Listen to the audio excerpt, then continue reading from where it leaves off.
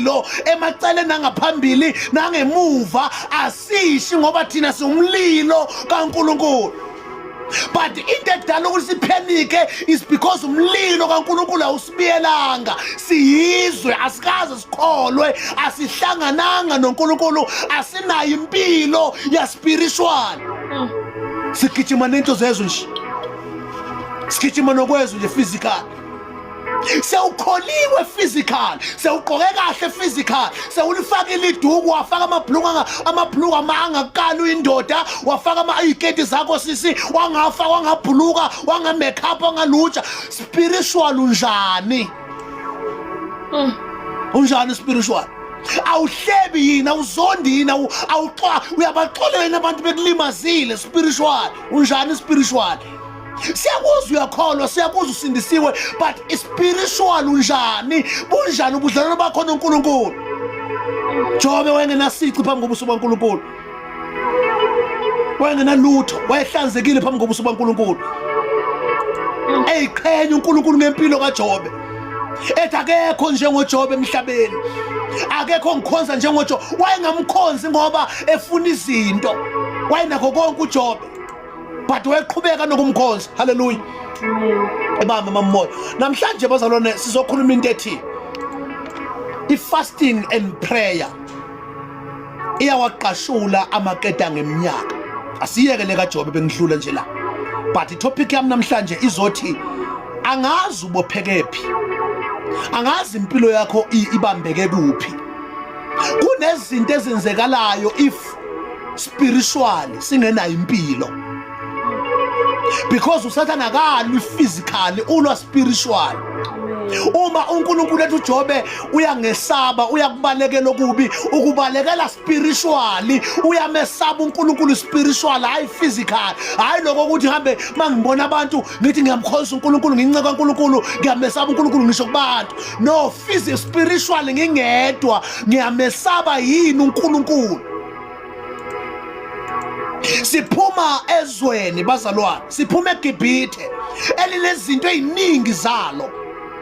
Kuneziqalekiso ezenzakala last week isithema safunda uDuteronomy 28 from verse 1 up to 15. Uzoyifundela mhlawumbe ngumatu ngekho last week. Siyanibingelela, siyanamukela bazalwane. If it's your first time, siyacela ubingelele phansi egameni lakho, egameni kaJesu Kristu waseNazaretha. Singabantwana bakaNkulunkulu bazalwane, usho indawo kuyo. Siyakubingelela siseGoli thina bazalwane. If you are in Joburg, awukhonzi, angazi uhlalele kulelizwe libi kangaka. If useGoli uhleli awukhonzi, liyini ithemba lakho? Lakhona izwe lilibi kangaka. Lakhona ingane zingamahlonga ndlebe kangaka. Lakhona ingane ezincane sezinemqondo yabantu abadala. Webazalwane ayikho neyodwa into eyosilungela singabuyela ukuya emadlozini, ukuya emasontweni, ukuyojoyina amasonto kuthiwa ayasiza. Angeke kukusiza ukuthi izingane zakho zilunge. Ngeke kukusiza. Uyakhonza kodwa izingane zingamahlonga ndlebe. Uyakhonza kodwa ingane ayilaleli, uyakhonza ingane azikuhloniphi, uyakhonza mawuphuma enkonzweni ingane iphuma ethaveni. Do you know ukuthi bazalwane, siyanibingelela KZN, do you know ukuthi bazalwane umkhathi nabathakathi kunabantu emphakathini esihlala kuyo? Awunkosi yami in UK sanibonana phesha kwelwandle, good morning or good afternoon, angazi ukuthi isikhathi. Uma emphakathini kunabantu, kunama-agent kaSathane alwa nezimpilo zabantu abasha. Ubona abantu benza izinto ungazi baziswa yini, is because of amagama abo athathiwe ayiswe emkhathini. First thing, uma kuzozalwa ingane, uma nje kuzozalwa ingane, uma izalwa ingane izalwa abantu abangakholwa, uSathane unendlela ayenza ngayo ukuthi leli gama ozolinikeza ingane kube igama elisuka kuye. Amen. Uma usindisiwe kukhulekele ukuthi igama ozolinikeza ingane akube igama elivela kuNkulunkulu, because igama liyaba isiqalekiso kumuntu. Igama liyakwazi ukublocka impilo yomuntu. igama liyakwazi ukumelana nekusasa lakho libe iblock yempilo yakho. Isibongo ozalelwe kuso umuzalwa abantu abangakholwa sinomthelele empilo. Zazwangalina ngathi ngikhuluma athi webazalwane asimuseni ukukhonza izibongo. Musa nje phuma nje endabeni yezibongo. Uma umzalwane osindisiwe musa uphuma kulento hamba uyithakazela ngoba izithakazelo zaqhamuka ngegama gameke zazenzeka ngalezo zikhathi. Uma khulunywa ngodlamini, udlamini nje uzothiwa udlamini is because kunento eyenzeka kwathiwa udlamini. Undlovu kunento eyenzeka kwathiwa lona undlovu. Ubunyathi kunento eyenzeka kwathiwa lona unya. Izibongo zayiqhamuka ngendlela ezithile noma ngezinto ezazikade zenzeka. So uma sewusindisiwe uqhubeka ukhonza isibongo sakho, you are inviting those spirits zalabo abantu ababekade bekhonza. Amanye amazwi uyawakhonza amadlozi bayabelwa abantu bangibatshela lezo zinto ukuthi mawunamathele kwisibongo sakho ulandela nezithakazelo zakho uyawakhonza amadlozi ngoba amadlozi yile mimoya eyayiphethe abantu bakini abangasekho ayifi iyaqhubeka iphile destroy impilo yakho. Life is spiritual. How do I fight? First Ephesians chapter 6. The Bible says asibambene nenyama nagazi but sibambene nemibuso. So how do we fight against le mibuso esikhuluma ngayo? Silwa kanjani ngale mibuso? Silwa ngeprayer and fasting. Angazi igama lakho labhalo lafaka kweliphi ibhodlela. Angazi igama labantwana bakho ubona umntana wakho enza izinto ongayi-understand nawe ubone kunezinto ezenzeka umndenini wakho ubona umnyeni wakho kunezinto azenzayo. It's because of le mimoya nale mibuso oyilandelayo wena. Ngathi ngelina ngamangikhuluma nithi mina mangatshela izithakazelo zami izithakazelo zakamoyo nje izithakazelo zakamoyo nje azidumisa uNkulunkulu but zipromote ukungcola zipromote ubufebe. So kulezo zinto ezazenziwa umkhulu wanesithembu. Ugogo wayekade sesithenjini nami umoya lo wesithembu uyangilandela nanku umyeni wami efuna isithembu. Kuyenzeka ukuthi umyeni wakho ubengenama plans ngesithembu ubengasefuni isithembu ubengajola ube right eclean engenzeki lo but leyami imoya eyayibamba ugogo wakho ibuye leyami imoya ebamba umkhulu wakho ibuye izongena kuwe ngoba you are busy inviting them. You are busy mina ngobuya benyathi mina ngubani uzibani banyana ushithakazelo zakho uzisho zonke ngolandela.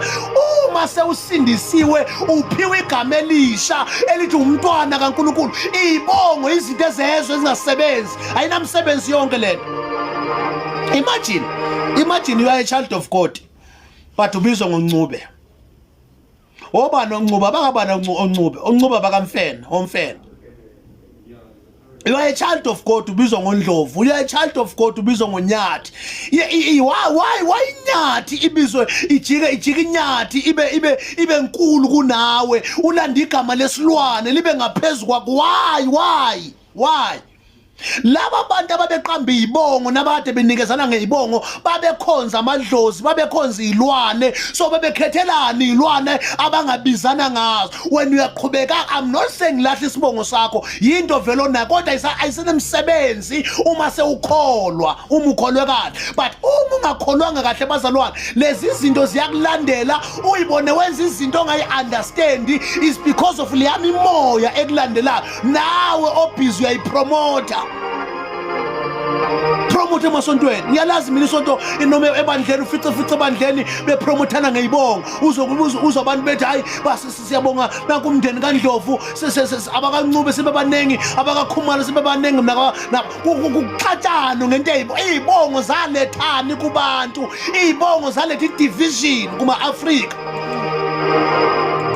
Umuntu wakaKhumalo uyakwazi ukumhlukumeza umuntu kaNdlovu because abazalwa ndawonye abasiba abantu besibongo esisodwa ngisho njalo but kube bewazi ukuthi lo muntu omhlukumezayo lo muntu ombulalayo umuntu wakini ubungeke umbulala.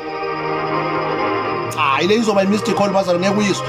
Ake ngibeke kanje uma uhlangana nomuntu oshare isibongo nawe osebenzisa isibongo sakho uphinde uhlangana nomuntu eningashare isibongo onesibongo esingafani nesakho ungamtreata ngendlela efanayo yini cha angeke umtreate ngendlela efanayo uma umuntu into yokuqala umuntu uma mhlambe kulabo abasezweni abashelanayo into ayifika ibuze kumuntu uyabuza ukuthi ungwakabani isibongo uma ekushela because akafuni ukushela bani udade wabo kodwa mase sibuyela kuNkulunkulu sithola ukuthi sonke siyinto eyodwa sinegazi elilodwa lento eyibonga isebenzi uma ungahamba uyocheck iDNA yakho kumkhulu ozala umkhulu wakho ngeke uyithole wena ngeke uyithole igazi lakho lihambisana lakho but igazi lakho uzolithola kumzalo okuzalayo ngeke uyithole iDNA yakho kumkhulu noma nesibongo esifana nesakho ngeke uyithole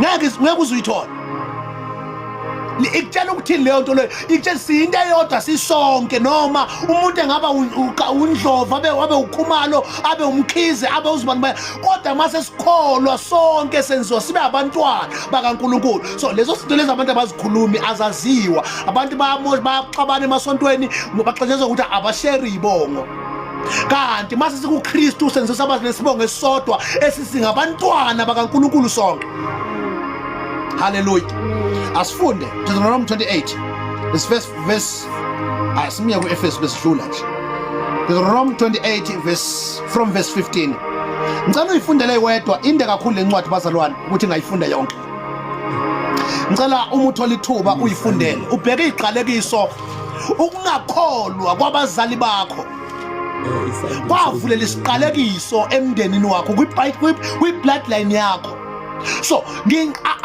ukukholwa nje baza ukusindiswa kukodwa akuyiqashuli iqalekiso zeminyaka zomndeni akukukhululi kuma generations cases kumele ulwe spiritual kumele ulwe nalama altar owajoyiniswa wona abazali bakho owajoyiniswa wona omkhulu bakho nokhokho bakho bajoyina izinto eziyinkinga namhlanje empilweni yakho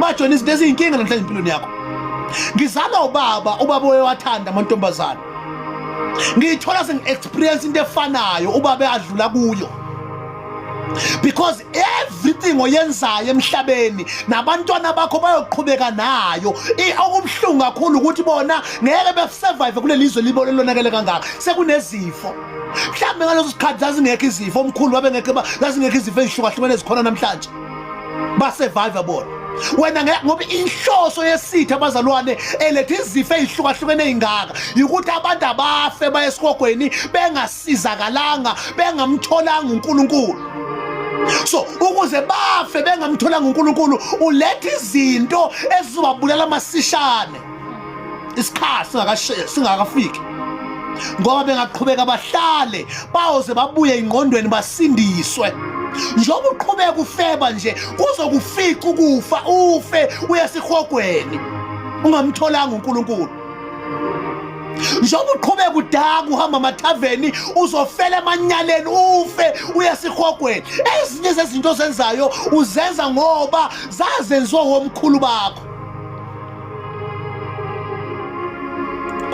kunomoya yabona imimoya ayifi bazalwane umuntu uyafa but imimoya esuka ibamba umuntu ayifi once umuntu wafa emndenini that is why abantu abamnyama uma kushona umuntu behambe beyomlanda ngehlahla abazi ukuthi basuka belandani basuka belanda leya moya ebekade iphethe lo muntu ebekade yenzisa umuntu lo muntu izinto ezimbi uma kade banje idimoni obufebe uyoqhubeka azofeba ekhaya ngoba umuntu esefile bazalwane ababheka ukuthi bewumahosha ubethengisa ngomzimba edrobheni bamlanda ngehlahla enjalo abanandaba lokuthi ubedakwa kangakanani ufele emathaveni bamlanda ethaveni ngehlahla balande lo moya ombulele ukuthi mawuqhubeka uzodestroy ekhaya so sizibalekela kanjani lezi zinto bazanse sikholo yes ngisindisiwe kodwa kusanama signs ashoyo ukuthi isiqalekiso sekhona emndenini wami ngifakaza ngikhuluma mina ngempilo yami bazalwane nala ngiphuma khona kwenziwe konke kwahlatshwa kwaphahlwa kwenziwa zonke izinto asangasizakala kwangena umoya wokuwa kwifamily yami wangena kanjani lo moya wasuka ubaba wayojoin isonto abana amasonto enesilesi wanikhuza ngala nizwa wajoin isonto elifaka lezi impahla ezikhakha ngazi ezikhakha brown bafase namabhandi bafaka bangilazi libizwa ngani bafaka ikhindo baba bakhona bafasa amabhandi impahla phela angilazi libizwa ngale lo bandla lelo wayojoina lelo bandla kudala sibancane kungena nkinga siphila kahle singenankinga si right wahamba ubaba olujoina lelo sonto kwathi ngelilanga engithanda ubaba engikhonzile ubaba ngingenankinga noba engithanda ngisenhlizweni kababa mina but there's a day la khona engathi ngingena ngaphansi kwetafula kwakunetafula elikhulu elimbozwe ngeindwangu ezimhlophe ungakwazi ukubona ngelutho ngaphansi manje ke uma ingane vele ingane ziyagcwala uzigcola yonke indawo ngoba uNkulunkulu mekuwe bazalwane uba kuwe from ebuncaneni bakho uba kuwe uzalwa angazi nengeza ngaphansi kwetafula ngabona bathi yini ukhamba olunegazi ngaphakathi sukela ngalolo suka siphindanga sazwana nobaba sengibone leyo mfihlo yabo ngoba abantu bajoina amasonto bayazi ukuthi bona bawajoinelani bayatshelwa futhi ubungozi babo bayatshelwa nezinto ezenziwe emasontweni kodwa bangayitsheli imindeni yabo ukuthi into abayijoinile inomthelela muphi ezimpilo wangena isifo sokuwa kwifamily yabo qala wagula umfowethu omncane waze washona uthema ishona sadlulula kude wethu omncane kwade landela lo oshonile omncane sangena kuye naye samthatha simthatha sengihlangane noKristu sengihlangane noJesu sengisindisiwe ngawutshela umndeni wami ngoJesu ngamtshela umama ngoJesu nangu uJesu usindisayo nangu uJesu nganikhulula ezintweni zonke sekuhlatshiwe kwafunwa imbuzi kwabiza inyanga ezihlwa sagcatshwa kwenziwa konke kodwa saqhubeka saqhubeka saphela kwenziwe zonke lezi zinto namhlanje uyaqhubeka uyahlaba ucabanga ukuthola iprotection kholwa mina izwa lento engitshela yona sakwenza konke bekade kunemicimbi ekhaya yenziwayo kugaywa each and every month kubizwa inyanga sizobethela leko kubethela kusuka beza nemimoya ezohlala egcekeni bakutshela ukuthi njalo ngenyanga afune kuhlabe njalo ngonyaka afune kuchitha igazi uma ungasalichitha igazi lemimoya ichithela yona igazi ubona niphele emndenini ingoba nisayihlabeli le moya uyoyihlabela kuze kube nini once wastopha ukuyihlabela imimoya iyamosha emndenini ubona abanye bephilwa imisebenzi bengabi ilutho empilweni bengaphumeleli noma bengafanga physical but spiritually iyababulala umuntu asebenza namabhiya uyasebenza kodwa uyisigqila sotshwala 2002 ubaba esuke ekhaya ezegoli eshiya sibancane kufuneka siye esikolweni 2002 eshiya kunengane ezelwe ngo2001 wahamba ubaba waze kwasha 2001 2021 2023 mangaphazama after covid kwayima ekhaya engakaze athumele lutho ekhaya edakwe egoli yile yami imoya ethi noma ingambulalanga kodwa izomenza impilo yakhe ingabi nempumelelo ingayiphambili ime ndawonye asebenze angondle ekhaya asebenze angondle ingane ahamba yokondla ifebe afike egoli 2011 mangaphazama fica ubaba ehlezi endaweni eplazini lomlungu ehlezi engakhokhi irent engenzi lutho esebenza ehola every month ehlala mahala imali yakhe ethenga ukudla ethenga utshwala efundisa ingane yentombi yakhe ezikolweni zabelungu ezakhe ingane isafara ngoba le moya yenza ukuthi ukhohlwe izingane zakho uyokondla intombi noma ingane zeintombi ngaphandle uyokondla ingane ezinoba babazo ngaphandle ukhohlwe ezakhe ingane uyilahle ezakhe ingane uthi mawuthola unkosikazi uthi mina ngiyifuna ingane zakho nawe ukholwe lento uyizonda ingane zakho ungasenzeli lutho mhla ehamba lo nkosikazi wakho nalezi ingane ziyokulahla ngoba wahluleka ukondla zakhe ingane. Wahamba ubaba 2012 2023 after COVID wahamba wekhaya. Akawuqedanga u2 years wafika washona wafela emathaveni. Wafela ethaveni ubaba ongizalayo. Bengimncwaba last year. Ngenxa yani yini edala konke lokho bazalwane ile mimoya engikhuluma ngayo eqhubeka ikulandela wanamathela esibongweni wangasindiswa le mimoya iyoqhubeka ikulandele ufune kuhlabe uma ungahlabanga izokudestroy impilo noma uhlabile still impilo yakhe yokuhlupha bayahlaba abantu namhlanje ngaphandle bawisa imbuzi bawisa inkomo bahlaba inkukhu each and every day but abasizakali bagula benjalo. Why? Ile mimoya engikhuluma ngayo ilezi iqalekiso ezitho esithola ku Deuteronomy 28 elithi iBhayibheli uma ungalilaleli nokulalela izwi kaNkulunkulu uJehova wakudala uyokuqalekisa kungenena makunesiqalekiso phezukwakho noma ungenzani ayikho into yokulungela until uzuhlangane noJesu asisuse lezo siqalekiso. Wena awudakwa ngoba uthanda wena ukudakwa. Wena ubhemi ngoba uthanda ubhema wena but kunomoya okubusayo uyafisa ukuyeka lempilo uyafisa ukuphila impilo right uyafisa na ukusebenza ube ubaba ekhaya uyafisa na ube umama but akwenzeke nxa ukuthi uphethwe imimoya. So imimoya sinqoba kanjani?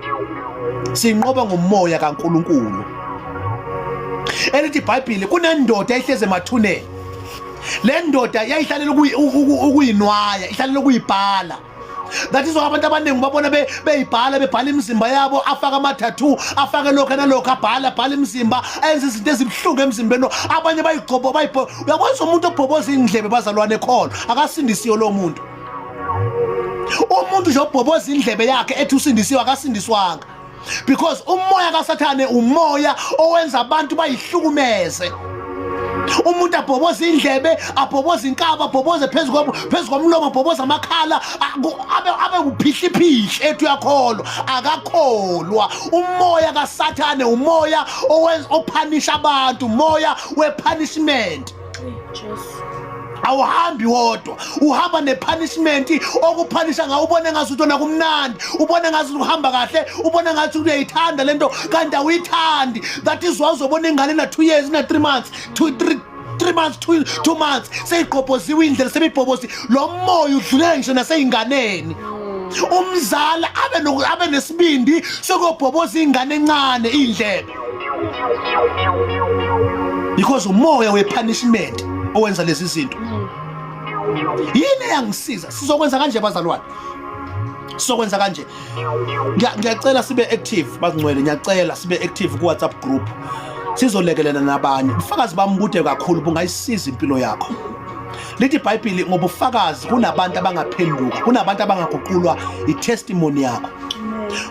Kunomzalwane oseThekwini ngizozama ukuthi ngithole inamba yakhe wakwafakaza last year ngamadlozi. Why uNkulunkulu ekudlulise kulezi zinto ondlule kuzo? Why nalobu bufakazi? Kunabantu othi noma ngabashumeza kangakanani bangasizakala but the moment ubatshela ngobufakazi ubatshela ngento waphuma kuyo ukuthi waphuma kanjani emadlozini. Yini ishintshe kangakanani impilo yakho sizowashiya ngoba kunabantu abathi mama washiya amadlozi uzofa. Bazakholwa mina ngawashiya 2016 ngisanda kusindiswa ngisindiswa 2015 2014 ngisindiswa 2016 ngisanda kusindiswa kwashona uanti wami eshone eThakatho emsebenzini eyisebenzele right wagula Monday wagula Tuesday Wednesday Thursday washona ephalaza igazi eThakatho abantu asebenza nabo breadwinner ekhaya kuyena ondlayo kuyena onza izinto ekhaya kuyena onakekela abazali ekhaya kuyena onaka umndeni wafa. Ngabatshela ngathi akafanga ngoba sekufika isikhathi kodwa ubulawa umkhathi ngoba umkhathi awubafuna abantu abasebenza ngokukhandla abantu abanaka imndeni. Umkhathi ufuna nje ngathi ungaba yinto esebenzayo engawondla umndeni. Ungaba umuntu nje ohleze emafletini eGoli okhokhela izindlu ezibizayo abazali bebehleze endlini eziwayo ekhaya. Umkhathi ufuna leyo nto. Noma ngaba nemali eningi kangakanani but uSathane ufuna into eyodwa ukuthi musukondle ekhaya ingane ayihluphe kukhona wena. Uyayibuza nawe namhlanje kanjani ngoba ngiyasebenza kodwa abazali bami bahlupheka. Esontweni uyanikela ishumi yazise ebandleni umfundisi wakho uthembekile kumfundisi kodwa ekhaya wondla abazali bayakhala ekhaya ufuna leyo nto uSathane funeka sifike esikhathini la khona abazali sibaxosha abazali emasontweni neminikelo yenu sithi hambani ekhaya niyokondla ekhaya hambani yokwakha izindlu baqokile nabazali ekhaya before nizonakekela nizonikela emasontweni nikhohlisa before nizo-acta ey'nkonzweni nikhipha iy'mali ey'nkulu ekhaya ningakaze nayikhipha qala ekhaya uma umzalwane usindisiwe so inkonzo sizoyenza abazali kusukela manje sephambili ngizoletha ubufakazi kunabantu abaningi ababambekile emadlozini bawakhonza bekhala iy'nyembezi ayabahlukumeza at the same time bawakhothamela bayawakhonza bayawathanda funda le ncwadi uhleli nami funda le ncwadi kaDuteronomy 28 uyifunde from 15 kuya phezulu uzwe ngeke ngiyibale ziningi kakhulu izinto ezikhulunywa labazalwane ziningi kakhulu kuyongena amasela esibayeni sakho akuntshontshele kuyofika indoda ilale nonkosikazi wakho ukhona kuyofika wesifazana athatha umyeni wakho ukhona ngenxa ukuthi awumlalelanga uNkulunkulu awuyenzi into yabona indoda ungabona ufetshela indoda ukhona ukuthi usindisiwe awusindiswanga wena wena onenkinga ngoba make kwalunga wena nomyeni wakho uyawulunga awukwazi ukuthi ungalunga wena indoda iqhubeka ifebe ulungile wena awukwazi ukuthi ungalunga mina unkosikazi afeba kwenzeki the reason angalunganga ingoba nami angilunganga makulunge mina uNkulunkulu uyazilungisa into zami uNkulunkulu uyayilungisa into zami Amen. So into zakho ngeke zilunge kungalunganga wena qala ayincebe inkosi unkosikazi wami uyangifebela unkosikazi wami ndisi akangilalela akangithobeli ake sekulunge wena ndoda nomndeni wakho uyawulunga akwazi ukuthi ungatsheka umsila inhloko iqondile akwazi ikhanda nje lemoto ikhanda letruck alikwazi ukuthi liqondile itrailer ngemuva itsheke ihambe ehlathini ayikwenza akwenzeke mawuqonda ikhanda qala nomsilo uyawuqonda uma ivangeli uhlangane nalo umama ekhaya kuwena ofica insindiso makube wena oba inhloko yekhaya ukuze inhloko yangempela ibuye endaweni yayo liyaqonda ikhaya ngomama ohlangene noNkulunkulu liyaqonda mina akumele ngabe ngilapha abazalwane mina kumele ngabe ngilapha nangimele ngabe impilo yami kade yaphela mhlambe kube kade ngafa bengimthanda uNkulunkulu after ukusindiswa kwami but ngangabathola abantu abazongiguide abathunywa uNkulunkulu unenhlanhla ukuthi sesiqhubeke senze labo live sigayide impilo yakho unenhlanhla kunezinto eziningi engaze ngitshela umfundisi mina kunezinto engaze ngitshela abazalwane belengashunyayela ivangeli lesono labe ngikhonza khona mina bekufihla izinto kumotivate abantu befeba kuncenga imembership kuncenga ukugcwala kwebandla ngempilo zabantu uma ungafuni ukulunga doesn't matter pack your things and go leave us uma ungafuni ukuphila ubungcwele muyeke uNkulunkulu wami hlukana naye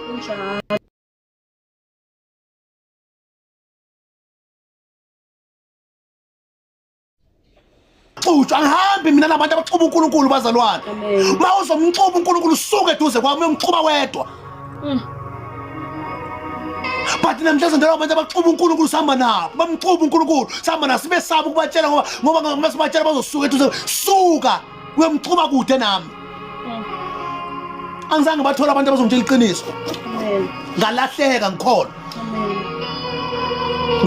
ngikholwa ngaphathanisa uNkulunkulu wangilekelela wangitakula ezintweni ngahamba ngiqhubeka ngingalithola iqiniso elithi uma kunento eyenziwa abazali bakho ubaba wayiphika ingane zakho ubaba engazondla ingane zakhe ubaba kazange azondle ezami ingane loyo moya uyaqhubeka uza nekuwe mina bengifisa ukondla bekumkhuleko wami wathi inkosi angifisi kube khona ingane ezokhula ngaphandle kwami guess what kwenzakalani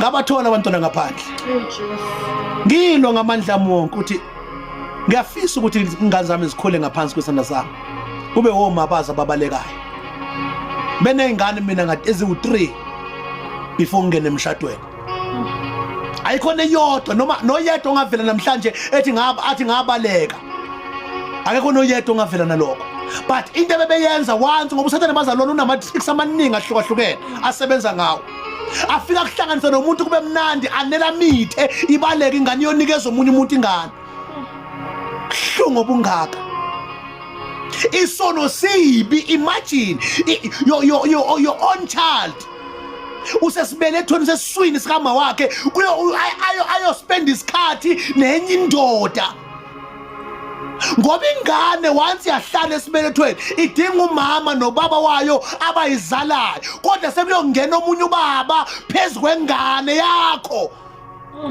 ngenxa yokuthi uKristu ukungabi bikho kwakho kuNkulunkulu kwenza ukuthi ingane yakho ispend isikhathi nobaba ongayaziyo ophethwe imimoya ehlukahlukene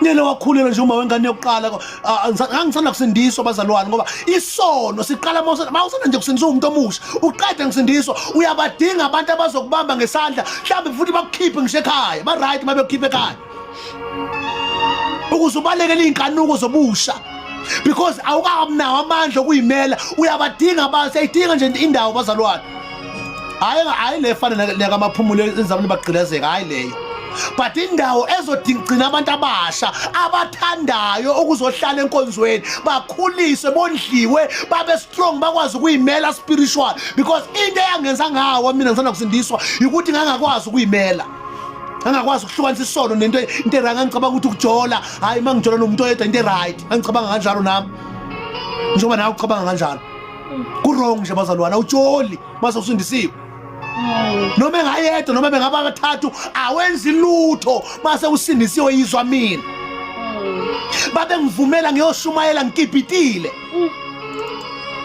ngalanda intombazane emafletini ihlala emafletini ngathi ngoba sisawunayo indawo wozohlala ndawonye guess what ngacishe ngafa vuke ebusuku ngikhulumisa vuke ebusuku alwe enama anger issues enama trust issues impilo yami yadriveka yaba kude noNkulunkulu ngiye kuNkulunkulu ngiye enkonzweni Sunday ngikhala mi inyembezi ngikhaliswa into engingene kuyo ngenxa ungayitholi iguidance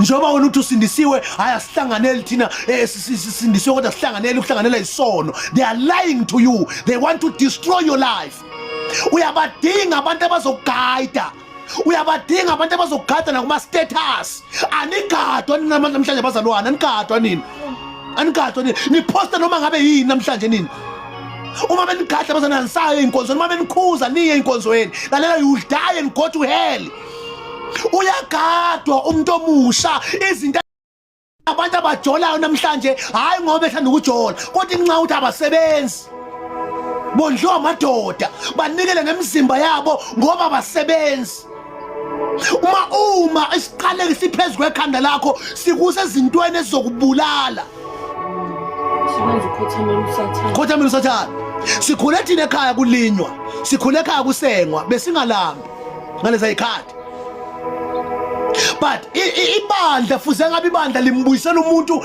endaweni la umuntu asabelonga kuyo kodwa sikwazi ukwenza lokho bangaka abazalwane abaneyinkomo bangaka abazalwane abafuyile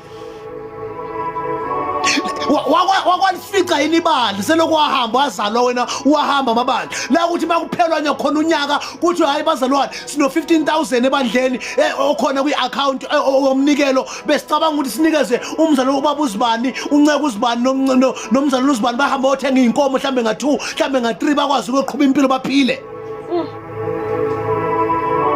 but no ngoDecember kwenziwa ama-Thanksgiving kubonga umfundisi kunikekela umfundisi ahamba ayodla imali leyifebe ubonga umfundisi ubonga into ethile yaphi ubonga ukuthi wenzeni umfundisi uchapter bani uthi makubonga abefundisi unyaka uma uyophela ubonga ukuthi wenze ngoba ngenza umsebenzi kaNkulunkulu uNkulunkulu uyongibonga hayi abazalwana hayi ononto ayonontakelana laba abanibongayo nibonga onondindwa ngoba nibashumayeze kahle nabashumayeza navikela ubufebe babo nabaprotector ekungcoleni nasemanyaleni ngeke bakubonga ushumayela ivangeli eqiniso never ngeke base bakubonga ngeke bakubonga abantu because leli ivangeli silishumayo akusilo ivangeli ezandla akusilo ivangeli lombuso kaNkulunkulu siyobonga ezulwini imqhele soyithola ezulwini hayi emhlabeni imqhele kaSathane ibandla likaNkulunkulu fuze lilekelela abantu sithi Africa back to God Africa back to your roots umango uyawazi uma uzotshala umango uthi udingani umango eyitolo njoba sila emalokishini nje ungakwazi ukuthi ngesihlangehlelo esikwakho noma ngabe isihlahla selemon ukwazi ukukha amalemon awu5 uyowanike uyonikeza isitolo ngesidi nje yodwa ukwazi ukuprovide eyitolo mhlambe siwu5 bakwazi ukukhokhela than ukuthi bayothenga ama-orange ahambe ayolanda kude ilemon uyakwazi ukuya nasestradeni uyothengisa lisuka ensimini yakho esivandeni sakho but no abantu bathathiwe bazogqunywa egoli bazogqunywa emalokishini bazohlala emalokishini bayakhokha bakhokhela ama-rent konke phansi ufaka i-pavement ejaltini kumele uphume uyothenga umroho elokhunya nini uyothenga umroho ey'tradeni ofaka i-fertilizer ozodestroy impilo yakho umhlaba unawo unomhlaba but awukwazi ukusebenza because of what isiqalekiso esiphezu kwekhanda lakho sivula amehlo Jesu isiqalekiso esiphezu kwekhanda lakho uyazi ngonyaka odlule ngatshala utamatisi I think it was January earlier but utamatisi walasta ngaze ngahamba kule ndawo engangihleli kuyo wathela nangoJune utamatisi engangutshale ngaphambi kwendlu yami phambi komjondolo wami stupid nje somjondolo ngafaka itina ngatshala utamatisi kuleyo ndawo wathela kwafika amakhaza wangasha ngoba masibuyela kuNkulunkulu uNkulunkulu uyayiprotecta izinto esizitshalile ukuthi siphile ngazo wathela utamatisi uphambi kwendlu yami ngadla kuwo wayekwazi ukukha umamoya kuwo apheke endlini kudliwe ukhokha malini ukuthi uyimalini utamatisi 30 rand almost 30 rand abawu5 mhlambe Shoprite tamatisi but wena ungazuza utamatisi abangaki engadini yakhe ekhaya ayivangeli limenza umuntu abuyele kuma roots labantu base-Afrika enibagxoshayo enibazondayo enibabulala baneyindawo ezithi bona abangayithengi emakhaya indawo ayithengwa kufana legoli zimahali indawo emakhaya uma uwathi uhlakaniphile ubuzomzona eduzana umuntu waseMalawi ubuzomzona eduzana umuntu wase-Ethiopia umuntu wase-Tanzania uyotshala ama-avocado ubuya nebhizinisi lakho suthi na Shoprite ngicela kulokhu nje ukuletha ama-avocado ami mina ngetruck ngicela nithenge kimi lelo bhizinisi lelo ney'ngane zakho ziyodla kulo but no siphethe ivangeli lama-CV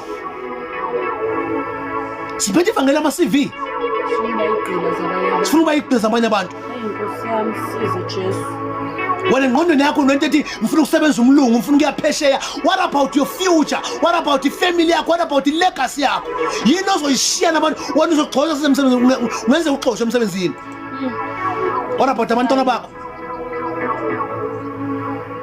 hallelujah amen what about abantwana bakho sesiyavala bazalwane ngoJesu abantu bayakhululeka ngoJesu siyakhululeka ezintweni zonke ngokubuyela kuJesu kubuqaqasha ukuyiqala kuzeminyaka pray every Wednesday bazalwane sinenkonzo esinayo number 2 sizoletha ubufakazi babazalwane nami ngizobuletha bami uNkulunkulu izinto angenzele zona ngahlukana nezwe ngahlukana nefamily ngaphuma efamilini athi uGenesis chapter 12 Abraham come out from your father's house phuma ezintweni zakini phuma kuyifamily phuma ngeke usizakale usangaphansi kwesibongo saqala ngoba usathane eya noma amademoni noma umuntu abathakathi uma bezodestroy umndeni baya nesibongo saleyo mndeni ubone kulesibongo nje kunezinto zeningahambeli kahle ngine group mina efamily engaphuma kuyo awunesithakazelo esithi Mhlola family. Mhlawumbe makhona umuntu okamoya ozazithakazelo zakamuzo nifakazela into engisho ngaphuma kuleyo group ithi Mhlola family. My sithakazelo sithi Mhlola, what are you expecting wena? Vele zonke izinto ezokwenzeka kuzokwenzeka imhlola each and every day because isithakazelo siyakhuluma. Waqhubeka waspraise mina nguzibani mina nguzibani banyana le yami imoya yonke iza nokungcola kwayo makade kuneyifebe kule family nawe uzothola lento sidlule nabontwana bakho. Makade kunedako kule family abafa bedakiwe bafa bethi besemathaveni bagwazwa abanye babafele bafazini babantu badutshulwa abanye bayibulala leyo mimoya iyaqhubeka iza nakuwe. Akekho yini kwi family yakho umuntu wayibulala umoya uyibulala upheli wawufika nakimi ngisonta ngifaka izembatho but nganginomoya depression nganginomoya kuyibukela phansi. I remember ngelilanga njola ngisemjolweni ngihlunyezwa uma wengane ngamazwi engangibeka isandla ngamazwi nje kuphela ngaphuma 12 o'clock ebusuku ngithi ngiyoyibulala kwakhona ivoice ethi wenzani uyapi ngabuyela ngayendlini ngabuyela. Ayikho into ezokubulala emhlabeni mawungakholwa njengomjolo. Ayikho into ezokubulala emhlabeni, into ezokwenza unciphe emzimbeni umjolo lokuwo. Ngangihlala emlungwini endlini yomlungu nginendle ephelele ngino 3 room aphelele ngine bathroom amabili ngine sitting room ne dining room ne kitchen. Ngihlala endlini yomlungu umlungu enginikeza indlu ephelele. Sangikhipha isono sangise kahiso. Ngalantu uma wengane ngathi uzohlala emsebenzini mina nawe sahlala kuleli jalidi sobabili abenungu bathi no asimfuni lo sisi. Ngadecide ukukhetha yena over impilo yami. Awuphela samuva kule handle kwaku December towards January end of December so awuphelanga uJanuary wayesejola usisi. Shimpilo yami mina kade ngiyiphila ngayohlala lokushini ngenxa yakhe wafika wangishiya kuli lokisho wabuya kimi kwakuphela ivika hambe ayohlala kamfana athi kuma wakhe phela iviki ngisele ngedwa mina phela iviki athi kuma wakhe. Sengisindisiwe ngikhuluma ngezinto zethu 2019 sengisindisiwe but ngenxa ukuthi ngangayithola iguidance ngangabathola abantu abazongelusa impilo yami elahleka. Bonga uNkulunkulu kukho ungalahleki mntanami sikhona ngalahleki umuntu omusha sikhona. Umsebenzi wami kuzolekelela abantu abasha ukuthi ungalahleki ukholwa. Uzolahleka mawungenayo umuntu okugadile physical and spiritual ugade uNkulunkulu. Uyamdinga uNkulunkulu agade spiritually uyamdinga umuntu ozogada physical. Wajola sengiyavala wajola wabuya sengithi kimi hayi sengidecide ukubuyela emuva. Uma wakhe azi ukuthi umntana wakhe uhlala nami kodwa waba nesibindi sokuthi enze umntana wakhe abuyelana noba wengane yakhe yokuqala azi uma wakhe. Ngenxa ukuthi uNkulunkulu wayengithanda efuna ukungibonisa ukuthi usemanyaleni ngathi mina no ngicela ukuthi sibuyele sonke Soweto. Inkosi yami la ngicishe ngikhuluma ngicela sibuyele sonke Soweto sabuya same day ethi uyahamba no ngoba safika sonke asibuyele sonke emuva salayisha impahla afuna itruck salayisha ngathi no mina ngizozama ukuthola indawo ngayithola indawo elokushini elilodwa la ayakhona ngathi ngisendleleni uma stand wathi no siyaxolisa indawo besikuthembise yona ibeseyithathiwe besingazi umama wahamba sethola umuntu umama bengazi kusho intombazi ingane yalo mama so ngeke usakwazi ukungena lo muntu uzongena kusasa la sengisendleleni neimpahla mina kwangiphoqa ukuthi ngizofika la intombazane ezoshiya khona uma wengane azoshiya khona ilokhu yanene zakhe azorenta khona ngamfica ehleli fica umfana lo ajola naye ehleli noma wentombazane kusebusuku 10 o'clock anginandawo njolo uma sikhuza ngomjolo sikhuza ngobufeba uzwa uyofela emanyaleni depression uyofela emanyaleni uyofisa ukuyibulala ngelilanga ngenxa umjola uhambi wodwa uhamba nomoya kuyibulala ufe uyesokweni into efuneka iyodwa ukuthi abantu bafe bayesokweni bafe bengamazi uNkulunkulu repent thatha uthatha uJesu ungayibambezeli ngemjolo engeke ukusize ngalutho ngeke uthole umshado usajola ngeke uthole unayo unkosikazi ongeke akuhlukumeze unayo umnyana ongeke akuhlukumeze unayo indoda engeke ukubeka isandla unayo indoda engeke ukushaya engeke ukuchitheke kodwa ngenxa yomjolo ngeke uyithole lezo zinto ngenxa usezweni ngeke uyithole lezo zinto qhubeka ngaphila impilo yami kanti uhlukana nje nami sekhulela ingane yesibili sinengane yokuqala athi mayekhulelwa wahamba wojola wahlukana nami ngambuyisa ngithi asikhulisa ingane ngizama ukuhlanganisa sindawonye ngiyokulobola ngoba kuhlanganisa umuntu uhleli naye Hey. akangahlanganiseli phezulu komzimba wakho busisi